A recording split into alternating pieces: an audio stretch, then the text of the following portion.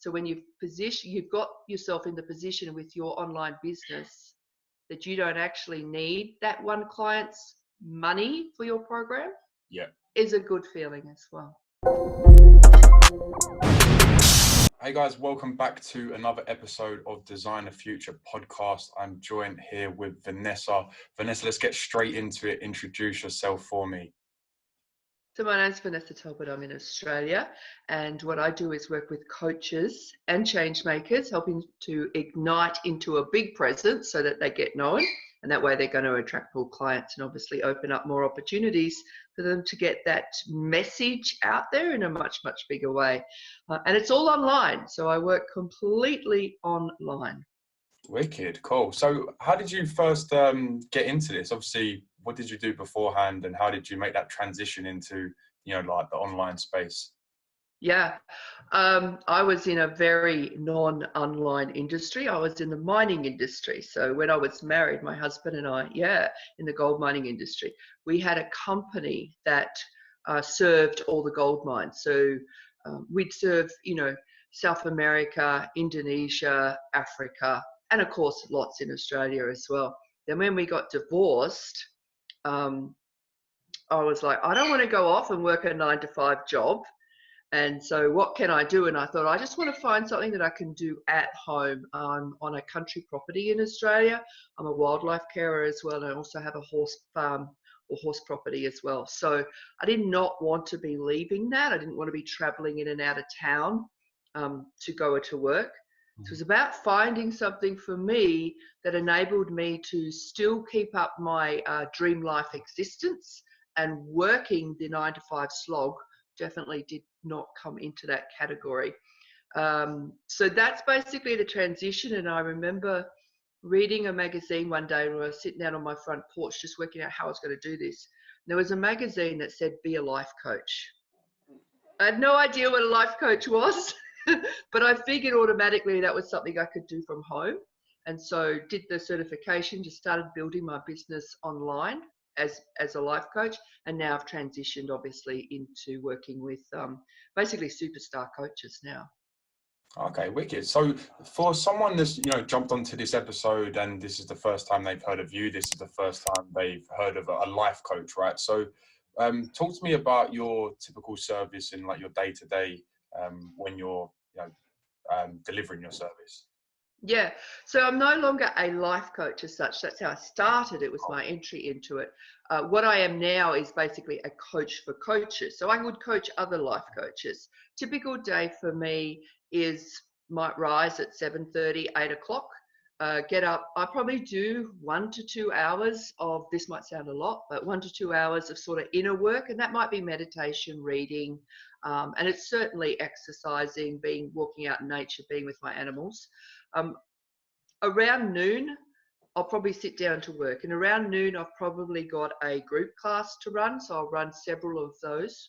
So that's a whole lot of people online on a call like this. So you'll see multiple little faces. That's a group program. I might have, 2 or 3 of those running a week. We'll usually have them between 12, 1:30. And then I'll see some private clients as well, some one-to-ones. So whether they're 15 minutes or an hour-long sessions. I'll also work with my team who are there helping build the business. So I have only two team members at this moment, and they'll do a lot of the background work. And then any time not with clients is in the creative stage. So it's coming up with the new idea for the next program, coming up with the next webinar. So all this stuff is online that I deliver to them online.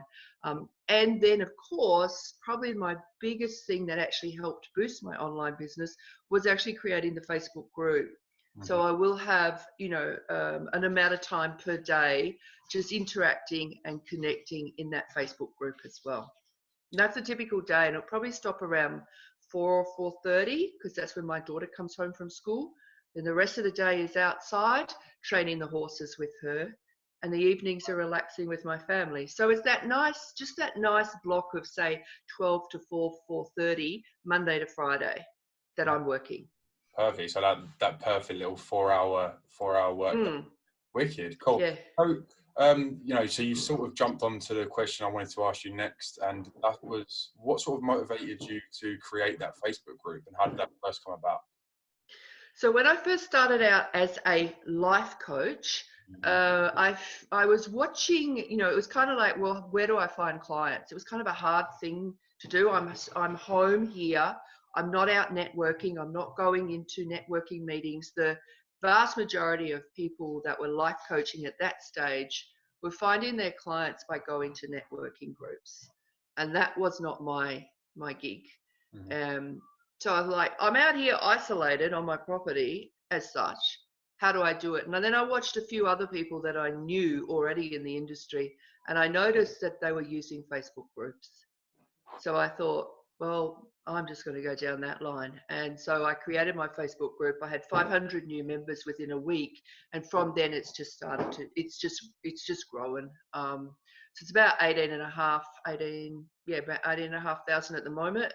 And I actually hold it back from getting too big for reasons. But my BAs tell me that it would be up over 40 if we had let everyone in who requests to come in. So it's a great pool, because that is like online. You know, I can just get up, go into my online group, and with your Facebook group, there's a pool of clients for your online business, all sitting there in one place from all over the world.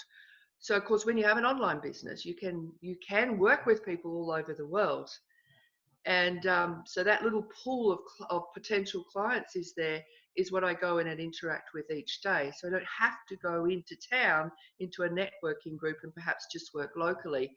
My market is everywhere when I have an online business. Amazing. So with the Facebook group as well, I'm guessing you've done sort of no paid promotion or anything like that. It's all been organic.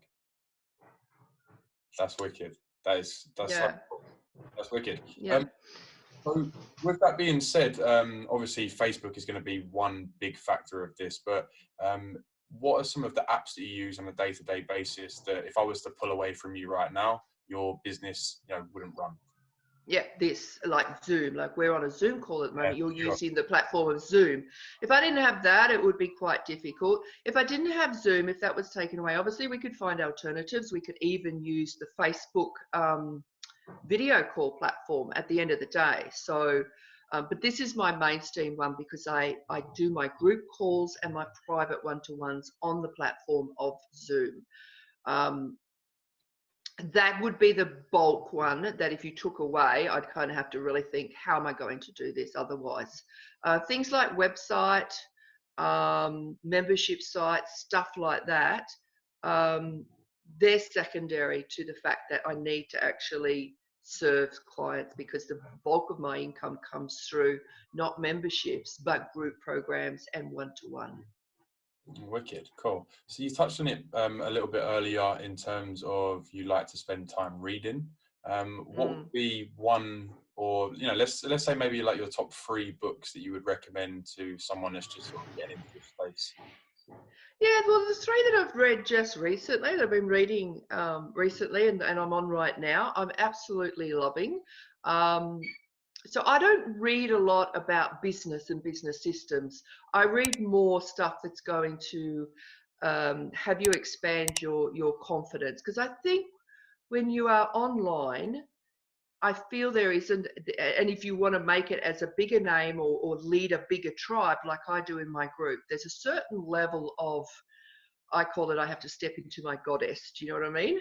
I Oh can't yeah. just be little Vanessa at home. I've got to step into a certain place of being this sort of, you know, I love to use the word goddess, but you might think of it in some other way, leader, whatever. Yeah. And that takes some mind work when you're someone like me, who is basically an introvert and basically a hermit, and spends more time with animals and horses than they do actual people in the flesh.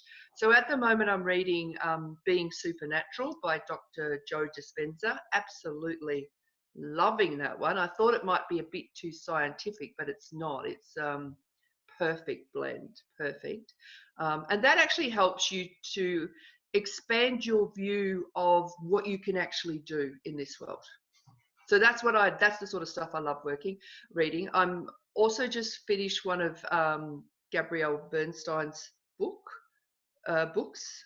something like, I think it was The Universe Has Your Back. That's quite another one to just expand you to believe that you can create what it is that you want to create, and stops those limitations that we have in our head.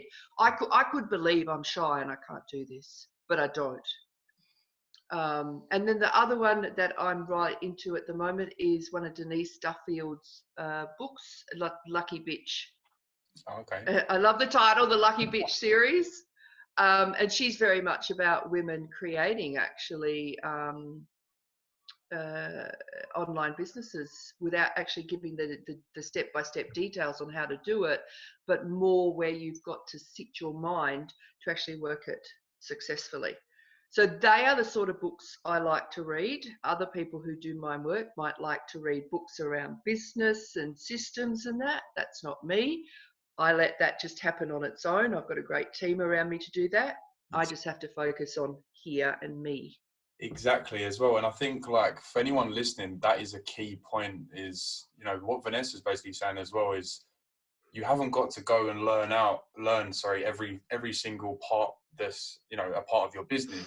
You've got the right mindset to then be able to hire people that are going to complete those tasks. There's no reason you've got to deep dive into certain subjects, because ultimately, like what she was saying, is your mind is going to be the most important factor. So I totally agree with that. Totally agree. And one that I would definitely recommend to you, I don't know if you've ever read it, it's called Psycho-Cybernetics. No, I haven't. I haven't heard Really, of that one. really cool book. It was actually written by a doctor as well, and it was he's a plastic surgeon, and it basically says he had so many people that would come in and get plastic surgery, and then, you know, not be happy with the transformation, whereas they need to transform themselves inside, essentially. So no, that's really exactly. cool. That's really cool. So, you know, you've talked about the Facebook groups, we've talked about a little bit of apps and stuff. One question I love to ask digital entrepreneurs is, do you use Clickfunnels? No. No, I love that. Okay, cool. So is there, you know, you talked about websites as well. So what does that sort of process look for you? Or is it Facebook is like your all in end all? Yeah, no, Facebook's not the all and end all. Facebook is the place to get in front of my target market. And then Facebook is the place to offer them the stuff without having to spend a lot of money reaching a target market through Facebook ads, for example. So my system is basically there's some sales pages set up for different programs. So there's a great sales page. So obviously the people in my group, and should I choose to use Facebook ads to reach an even wider audience, I only particularly target coaches. So they're relatively easy to find on Facebook. Facebook is my main platform. I don't bother with the others like LinkedIn or Instagram. It is strictly Facebook. And I kind of teach, you know, if you're going to do this really well when you're first starting out, don't spread yourself too thin by trying to be on a lot of social media platforms. Choose the one that you feel really good on and comfortable, and where your target market are, and work that well. Then when you get your team, you can start to get them to advance out to the others. So basically it's the sales pages to the particular programs, introduced to the Facebook group, or if I do choose to run some Facebook ads just straight to the sales page, that will work as well, or to the lead magnet, of course. And that's basically it. Do you know what I mean? Come up with the program, create a sales page for it. My group's pretty warm already, so I can pretty much sell a product to them straight away. To a cold audience, I'm not going to sell them the product straight away. I'm going to give them the lead and warm them up a bit before I hit them with, for example, the $2,000 or $4,000 program. But your group is warm, so you can hit them with that straight away. So it's having those two strategies of knowing what you're doing and how warm or cold your audience actually is. And that's it. It's really, really simple for me. I don't do anything overly complicated.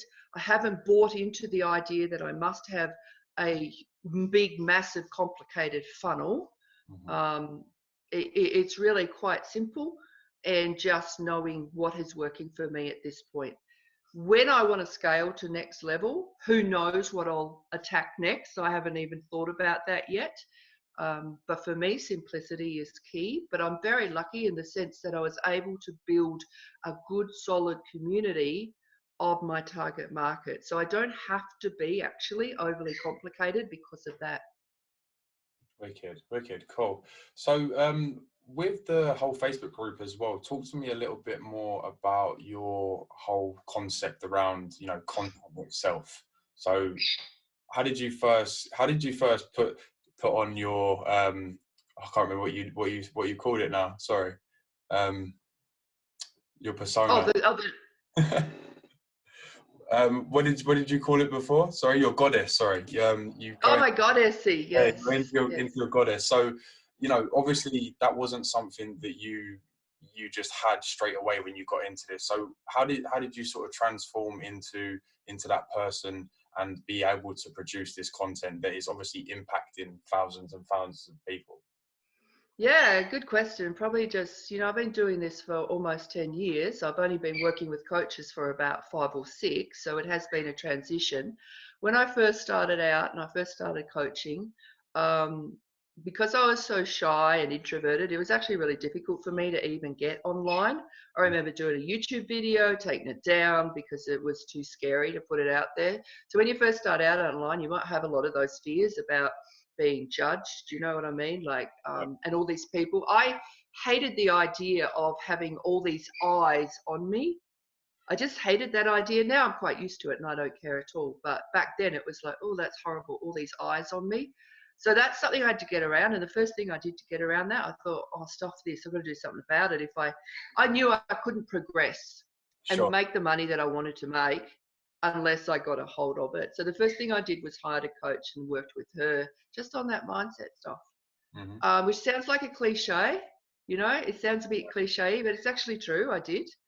And then the next was just gradual, um, pretty much feel the fear and do it anyway motto came over me. So the good old just do it no matter how you're feeling had to come over. And another thing I'd say is that my why was bigger than my fears. So my why not to have to abandon my, I've got little baby kangaroos, Joey kangaroos coming in often.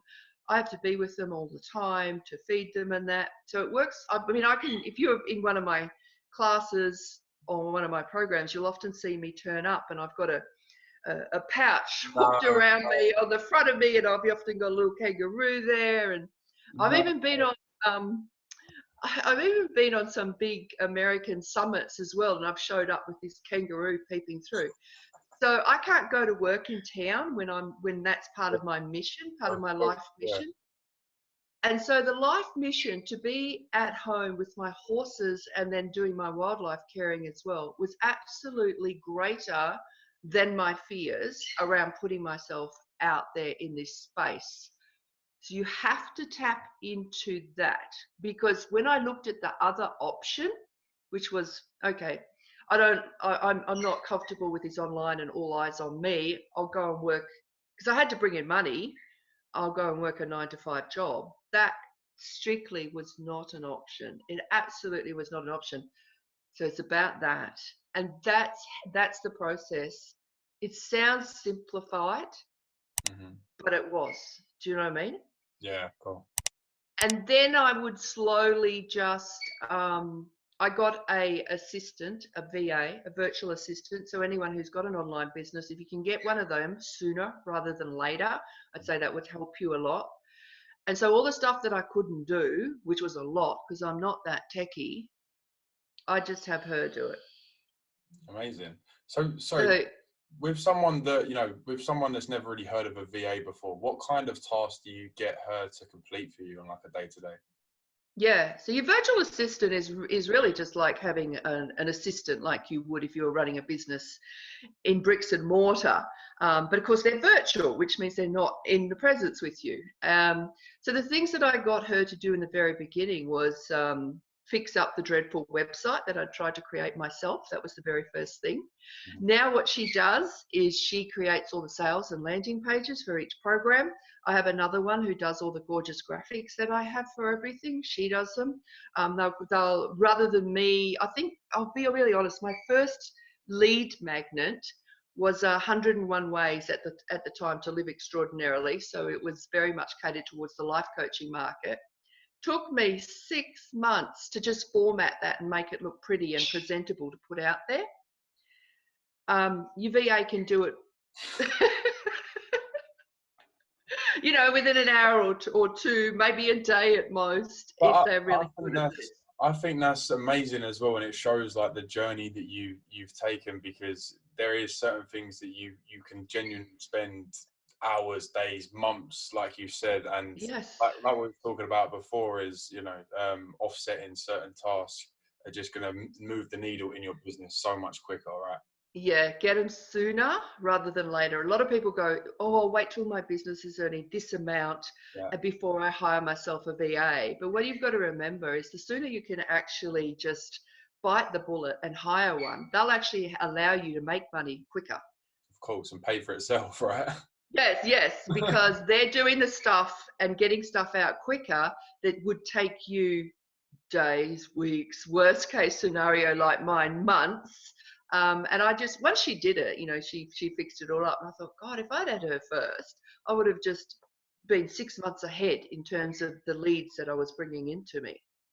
Wicked, cool. So you touched on it briefly for me, you know, telling me about your home life, you know, the fact you look after animals, obviously your children as well.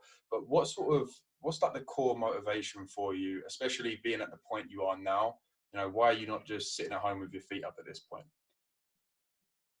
Core motivation is always to, because what happened is when I did the life coaching, and I actually grew my coaching credentials very, very quickly and became a master coach incredibly quickly. I got a lot of clients quite quickly in the early days. Mhm. And then I transitioned into being a coach mentor, which means I started to mentor other coaches on their developing their coaching skills so they could actually become good coaches. Sure. And that was through Australia's top coaching school, coach training school. And what I discovered was I was putting all this time and effort into developing the most amazing skilled coaches. And then within 6, 12 months, they were disappearing off the radar and going back to their own jobs because they couldn't get clients. Okay. And I thought there's so much money being spent in this industry on learning how to be a coach, but very few are actually making it so that it becomes an actual business. Sure. So, but then on the other level too, you've also got to remember that my motivation is always about being able to do exactly what you said. Sit down in the afternoon if I don't want to do anything and put my feet up. So I've got a cross motivation there of selfishness for myself and what I want. And I Mhm. believe everyone has to have some sort of self motivation for it, or else it won't happen. And then there's that other one of I want these coaches, and I mean good, solid, high value coaches to actually be able to do what they want and live this life that they want. Because being a coach with an online business is often the very ideal lifestyle Mm. for so many people when they get into this. Um, so that was the cross motivations behind it and still remains so. So if I say, okay, I want to scale to next level, I'm going to really take over the world. And I think I'll be really honest, you know, because it's just you and me. I think I've got on my idea that I'm going to next scale up to Amy Porterfield type size. Okay. So for those of you who know Amy Porterfield, of course, she's a massive, massive, massive online business in teaching people the digital aspects of online businesses. Not that I'll teach the same thing as her, but the scale that she has in terms of reputation and presence is where I'm looking at next. Why do I want that? When I think about it, okay, impact more people, but then there is that greater motivation of, all that extra income coming in as well. And my prime motivation for that extra income is for my wildlife funds. Amazing. How can I change people's perception about animals and wildlife and how we need to care for them? And imagine the extra money I could be bringing in towards that to really take that into a big, big message as well. So that would be my inspiration to become the next kind of well-known like Amy Porterfield type style. Oh, wicked, cool. I mean, my next question would go on to teams and outsourcing, but I think you've sort of covered that already, talking about, you know, your 2 VAs and how you have that set up. So, you know, like I said before, if this was someone who's just jumped onto this video, you know, they've, say for example, they've typed in how to be an online coach. What's one key factor you would tell them to go and literally just go all in on right now? They literally had no idea, you know, they've never watched anything like this before. Yep. So if you want to be an online coach, first thing I'd say to you is you absolutely have to know who your audience, what your message to them is. And this might sound like the basic foundations, but if you don't nail this basic foundations, it'd be very hard to build this online business. So you don't need to know all the techie stuff when you first come in. You just need to know, first off, you know, get yourself on Facebook or LinkedIn, but you have to have a solid message and a solid market to who you're talking to. And that's the very foundations. And I found when I was doing plain old generic life coaching, nothing flew. You know, I was struggling. Nothing flew. And then when I switched to working primarily with coaches and helping them to actually bring in clients rather than, you know, just developing coaching skills, that's great. We want to bring in clients. Everything just flew because I started talking to one set group of people about one specific problem. They can't get clients. And then things just flew. But when I was talking life coaching, oh, that was a hard slog. So that's the base of it. And once you know that base, okay, what am I about? I call it your one thing. It's what you're going to get known for.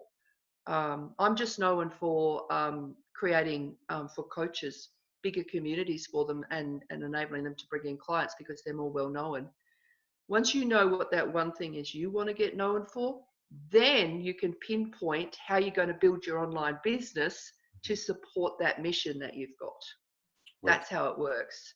A lot of people will come in, they'll go, oh, I just want to make some money for, you know, at home and build my online business. But you've really got to know what it is that you're wanting to achieve by it in terms of who you're for.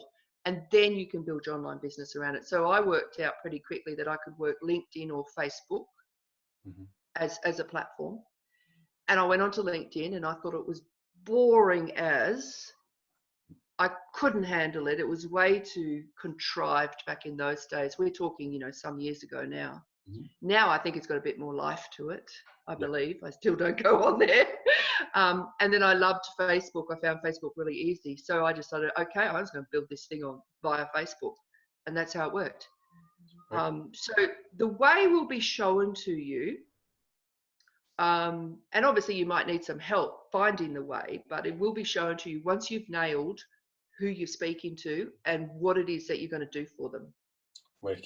Wicked, cool. So with literally a minute left of the episode, talk to me a little bit more. Talk to me just really quickly. Just fire one at me, like one of your students or coaches that you've helped out that's been at like the top tier for you. That's really made you feel like everything you've done to this point has been worth it. You know what? One of my top tiers, and I'm not saying he's specifically at top tier at the moment, but he lived in Jamaica. Well, he lives in Jamaica, you know, quite a poor country, Jamaica. He had very little money. He wanted to join my Step into the Spotlight program, which is very much about attracting clients, putting them out.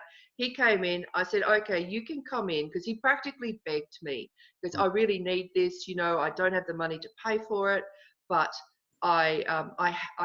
you know, he had a big mission. He wanted to support his family. He wanted to be something, you know, in Jamaica. He had a big mission. I took him on board and he had to just pay me off $50 a month.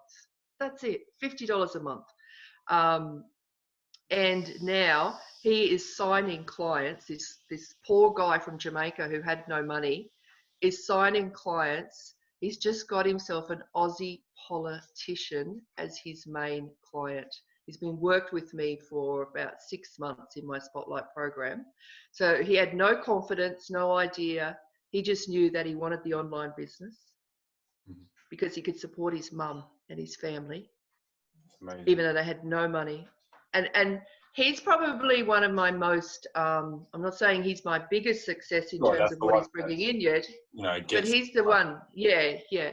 So someone that came in like that, and now, as I said, he took a while. He had to work a lot on this mindset that we were talking about. First off, he had a lot of imposter syndrome. So that was a lot of time working on that. But also in the Step and Spotlight program, he got the steps. But he just sent me a message the other day and said, I signed her. And it was this Aussie politician who contacted him because she had seen him on Facebook and the amazing content that he gives out on Facebook. Yep. And she contacted him and he signed her. And it is the biggest amount that he's been ever paid. He'll only grow from that. He'll grow from that. So I like that idea because, normally you don't bring people into your programs unless they can pay for it. Of course, but that's, it sounds cheesy, but, like you have literally designed the future for this guy. Yes. And that's what I think is so amazing about the whole online stuff is because I've worked with people that have literally said the same thing, but you see that potential in people and it's sort of like, okay, like, as well, like you've come from a point where you wasn't making anything online. So if you can do it, why can't you teach the strategies? And obviously you've made a full-blown business from it. So also being able to give back with certain things like that is going to be good anyway. But when you actually see them get results, unbelievable. So you'll be so proud. It was his passion that he came to me with. He literally said, look, I've been following you for so long. I don't have the money to pay you, but I will be your best student. I will do everything you step out for me. And I'm not saying he's been my best student as such. He's been kind of hard work to get through the head, but he's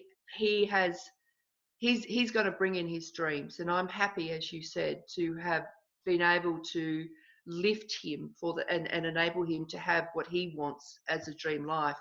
And the fact that I didn't actually need the money, so I was able to do it for him.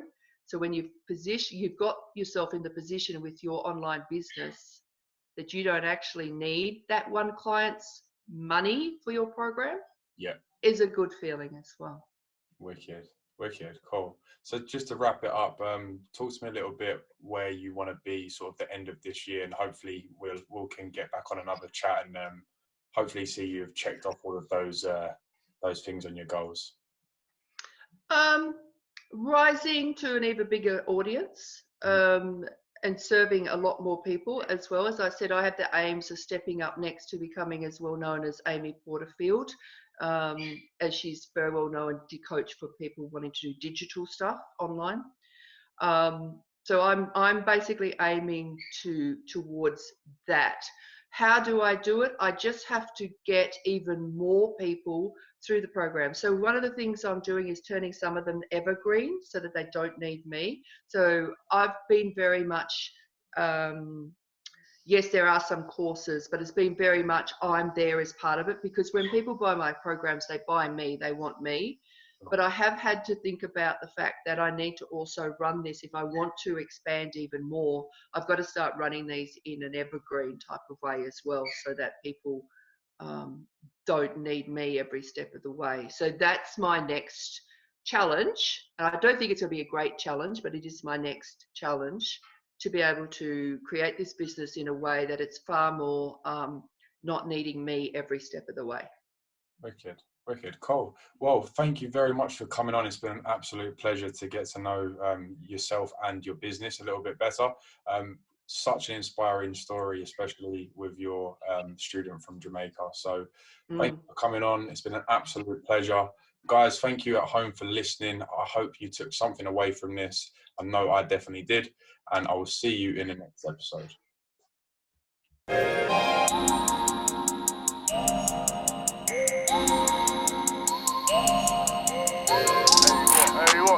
Hollywood 6.